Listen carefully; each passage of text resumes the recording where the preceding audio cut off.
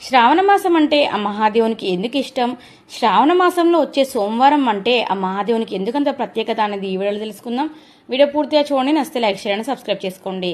శివపురాణం ప్రకారం శ్రావణ మాసం విశిష్టత ఒక్కో విషయాన్ని స్పష్టంగా తెలియజేసింది. ఆ మహాదేవుడు సముద్రం మదనం సమయంలో విషం తాగింది శ్రావణ మాసంలోనే. ఈ మాసంలో వర్షాకాలం కాబట్టి విషం తాగిన సమయంలో ఆయన శరీరానికి ఇబ్బంది అవుతుంది కాబట్టి వర్షం కురిపించి ఆయనకు అభిషేకం చేశాడు ఆ వరదేవుడు. కాబట్టి ఈ మాసంలో శివ భక్తులు ఆయనకు అభిషేకం చేస్తారు. అలాగే పార్వతీదేవి శివుడిని ప్రసన్నం చేసుకోవడానికి శ్రావణ మాసం నుండి తపస్సు ప్రారంభించింది.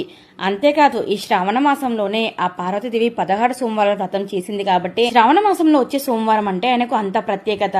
అలాగే చంద్రుని శక్తులు శివునిలో మమేకమై ఉంటాయి కాబట్టి చంద్రుణ్ణి సోముడు అని కూడా పిలుస్తాడు కాబట్టి సోమవారం ఆయనకు అంత ప్రత్యేకం.